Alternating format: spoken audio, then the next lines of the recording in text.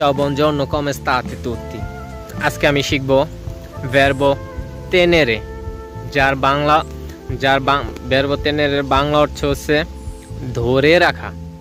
যেমন আমরা বলি না যে আমি ধরেছি বা আমি ধরি, তুমি ধরো, সে ধরে, আমরা ধরি, তোমরা ধরো, তারা ধরে। আজকে verbo tenere থেকে শিখব হলো প্রেজেন্টে কাল, যার বাংলা দ্বারায় বর্তমান। যেমন এটা এখন আমি verbo প্রেজেন্টে দিয়ে ইতালিয়ানে কনভার্ট করব।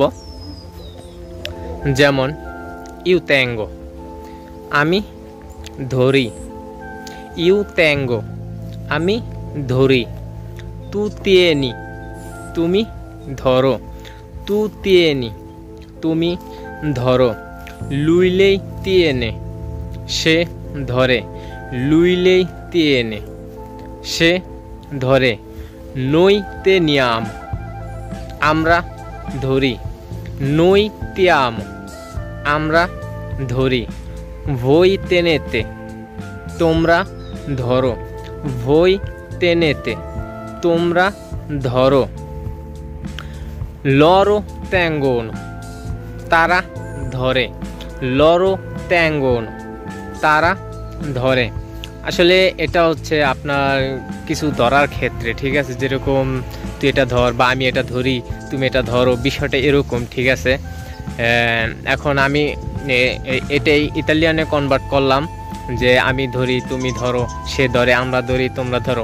আসলে কি ইতালিয়ান ভাষায় ভ্যারবগুলা খুবই গুরুত্বপূর্ণ, কারণ প্রত্যেক কটা ওয়ার্ডের ভিতরে ভ্যারবের প্রয়োজন পড়ে, বা কথার জন্য ভ্যারবের কোনো বিকল্প নাই। আর ভ্যারবের কাল সম্বন্ধ এগুলো খুবই গুরুত্বপূর্ণ। যেরকম পাসাতো, যেরকম প্রেজেন্টে পাসাতো, ইমপারফেক্টো, ফুতুরে সিম্পলে, জেরেন্দিও, এই কালগুলো খুবই গুরুত্বপূর্ণ। তো এই কালগুলো শেখার ট্রাই করতেছি আমি ঠিক এইভাবে, কারণ এইভাবে আমার উচ্চারণ হয়, বা এইভাবে আমি লাউডে ট্রাই করতেছি। আমি শিখতেছি, নিজেও শিখতেছি। ঠিক আমার শেখার ধরনটা আমি এভাবে বাইসা নিচ্ছি, কারণ এমনি পড়াশোনা হয় না, পড়াশোনা করতে মন চায় না, তাই এভাবে ঠিক আমি ট্রাই করতে করতে কিছুটা মাথার ভিতরে ঢুকায় শেখার চেষ্টা করি। আজ এই পর্যন্তই।